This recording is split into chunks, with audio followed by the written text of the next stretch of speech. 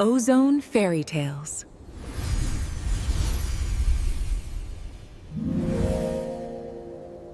बहुत पुराने जमाने में समंदर के किनारे एक खामोश और खूबसूरत गांव आबाद था।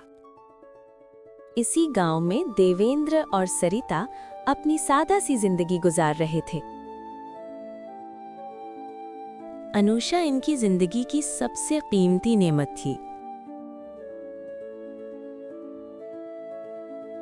माँ बाप उसे हर नजरे बद से बचाना चाहते थे। उसकी तन्हाई की वाहिद साथी एक नन्ही सी बिल्ली थी। वो रोज कपड़े धोने समंदर के किनारे जाया करती थी। अनुषा रोज समंदर के किनारे कपड़े धोने जाती और कुछ लड़कियां उसकी खूबसूरती देखकर हसद करती थीं। देखो उसे, जैसे सारी दुनिया उसी की हो। चंद लड़कियां मुस्कुराते हुए अनुषा के करीब आईं और अपनी चालाक बातों से उसे बातों में उलझा लिया। अनुषा की मासूमियत ने उन्हें उसकी मासूम हमदर्द समझ लिया। लड़कियां अनुषा को ख्वाब नगर चलने की दावत देती हैं। अनुषा हैरान और तजस्सुस में है। अनुषा सोचती है, मैं जा सकती हूँ या नहीं, वालिदैन इजाजत नहीं देंगे। अगले दिन कुछ लड़कियां अचानक अनुषा के घर पहुंची और मोहब्बत से कहने लगी, हम तुम्हारे साथ काम कर देंगे और तुम्हें वापस भी ले आएंगे। ख्वाब नगर? वो कैसी जगह है? अनुषा की दिल में पहली बार तजस्सुस जागा, मगर वो अभी भी फैसला करने से हिचकिचा रही थी। अनुषा ने समंदर की तरफ देखा और महसूस किया कि उसका सफर अभी शुरू हुआ है। अनुषा रोज की तरह गांव के कुएं से पानी भर रही थी। कुआं दूर था, मगर अनुषा ने कभी शिकायत नहीं की। अनुषा अपने वालिदैन से इजाजत लेने के लिए घर वापस गई। दिल में तजस्सुस भी था और थोड़ी सी फिक्र भी। अनुषा और लड़कियां किश्ती के लिए साहिल की तरफ बढ़ीं, दिलों में जोश और थोड़ी सी बेचैनी। अभी ख्वाब नगर का सफर शुरू होने वाला था। अनुषा अचानक पानी में गिर गई। लड़कियां कहकहे लगाते उसे छोड़कर वापस हो गईं। अनुषा ने आंखें खोलीं और अपने आप को एक जादुई किश्ती में पाया। पानी पुरसुकून था और रोशनी से भरा हुआ माहौल। अनुषा ने कश्ती से उतरकर अपने चारों तरफ देखा और एक खूबसूरत नौजवान सामने खड़ा था, जिसके कान बिल्ली जैसे थे और मुस्कुराहट में जादू भरा था। अनुषा हैरत से देख रही थी जब नौजवान ने बताया, अनुषा, मैं वही बिल्ली हूँ जिसे तुमने दिल से चाहा, और दरअसल मैं इस सल्तनत का शहजादा हूँ। अनुषा ने हैरत से सुना कि शहजादा आर्यन एक जादुई ताकतों वाला नौजवान है, जिसकी वालिदा एक परी और वो सल्तनत का वारिस है। मैं तुम्हें यहाँ महफूज रखूंगा और तुम्हें कभी नुकसान नहीं पहुँचने दूंगा। अनुषा ने अपनी आंखें फैलाकर इर्द गिर्द देखा।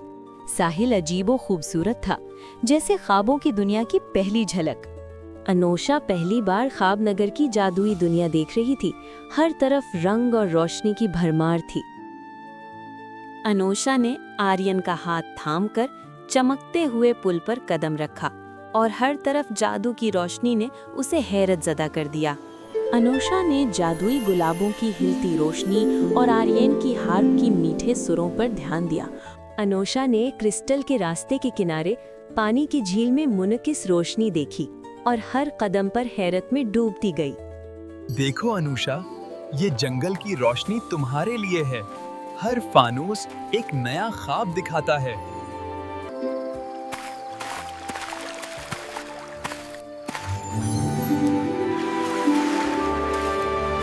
अरीन, हम वापस आ रहे हैं।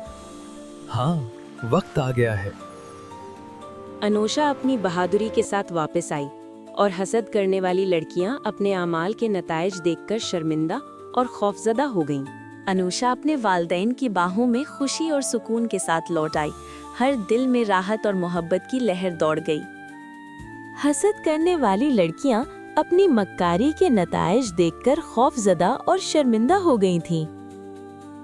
अनुषा और उसके वालिदैन ने खुशी और मोहब्बत के साथ जश्न मनाया। हर तरफ सुकून और जादुई रोशनी छाई हुई थी। अनुषा ने अपने वालिद के सामने अरीन को मुतारिफ करवाया।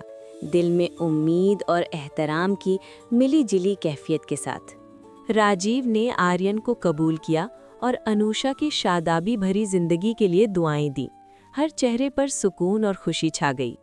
अनुषा ने अरीन को अपने गांव के पसंदीदा मकामात दिखाए। हर लम्हा खुशी, हैरत और मोहब्बत से भरा हुआ था। अनुषा और अरीन जादुई सहन में चलते हुए रोशनियों, परिंदों और जादुई फूलों के दरमियान सुकून और हैरत का एहसास ले रहे थे। छोटे जादुई परियों ने अनुषा और आर्यन पर अपने जादुई असरात बिखेर दिए। हर दिल में खुशी और हैरत की लहर दौड़ गई।